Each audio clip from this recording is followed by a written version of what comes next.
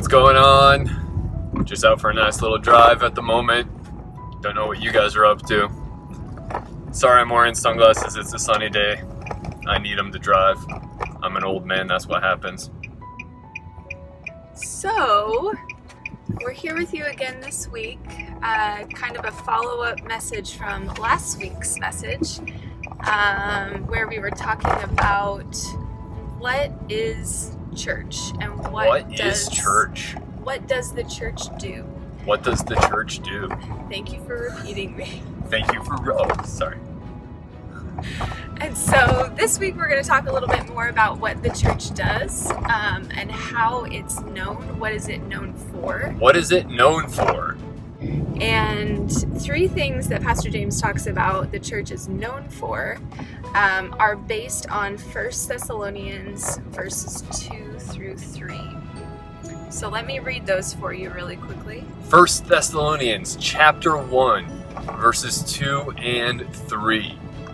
They say, "We give thanks to God always for all of you, constantly mentioning you in our prayers, remembering before our God and Father your work of faith and labor of love and steadfastness of hope in our Lord Jesus Christ."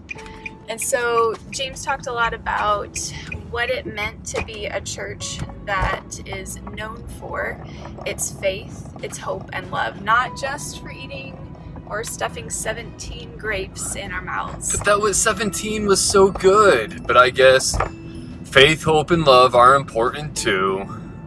So, what does it mean to live by faith?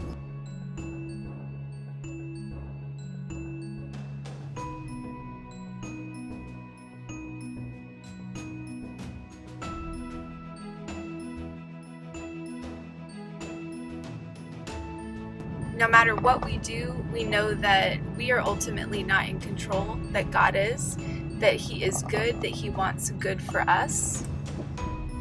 Big speed bump there. That He will protect us, care for us, no matter what. And that's how we make decisions, that's how we live out our lives, is just with the assurance knowing that God is for us, not against us. So that's what living by faith means. And I think it's interesting because we can talk about faith and or having faith in different things.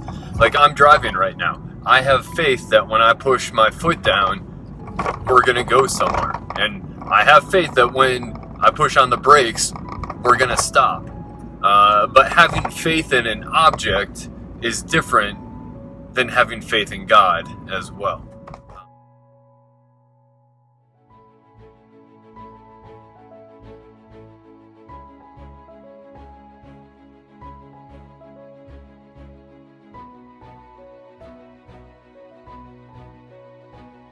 The thing that initially popped into my head when we were thinking about what does it mean to be known for love was the passage in 1 Corinthians 13 that talks about what love is. Love is patient, love is kind, it does not envy, it does not boast.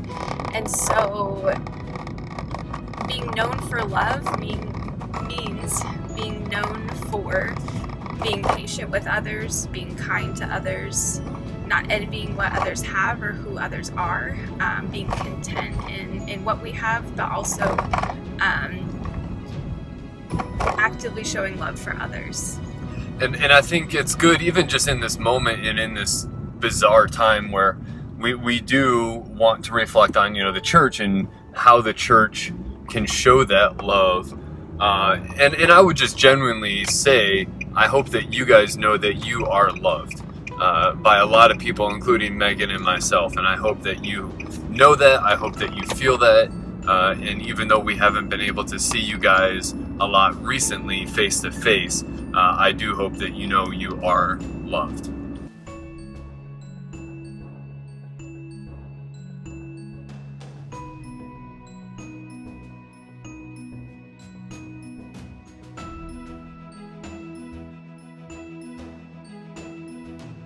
The third thing that James spoke about and that 1 Thessalonians speaks about as well is being a community that is the voice of hope, a community that talks about, gives others hope, that Wait, I gotta interrupt real quick. You said the Okay. voice of hope. They are known for the voice. Like, does that mean that people are gonna know my voice when I sing? You know, they're gonna recognize my No. voice, and my voice is gonna bring hope to other people. no, because my voice is so your good. singing voice will never bring hope to anyone. Baby, I'm It a will fire.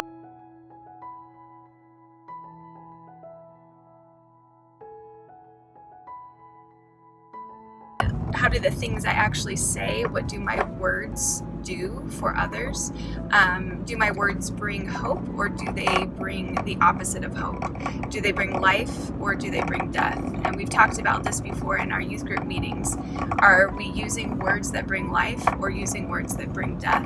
And so even our voices, the words that we actually say, can show others who we trust in, who we have faith in, why we love others as we do, and also it can tell more about the hope that we have, not just for this life, but for eternity.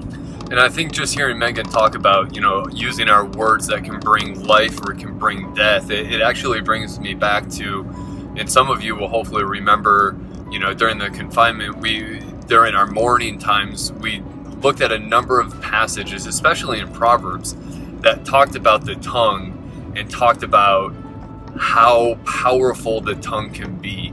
And we just looked at a number of verses, even in James, if you guys remember, that the tongue can bring upon like fire and be set on fire. And it's just, I think over the quarantine time, I myself was challenged, and I know some of you were as well, to really think about the way in which we use our tongue, as Megan said, to bring life to other people, or sometimes we bring death to other people as well.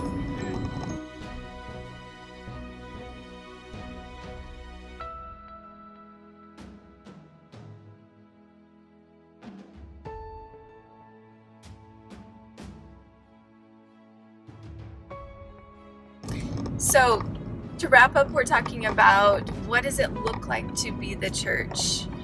The church looks like a group of people who live by faith, who are known for their love, and who are the voice of hope to others. All right, hope you guys have a great week. We miss you. We'll see you soon. Thanks for watching. Thanks for driving along with us. I did not crash while driving. Yes. Bye.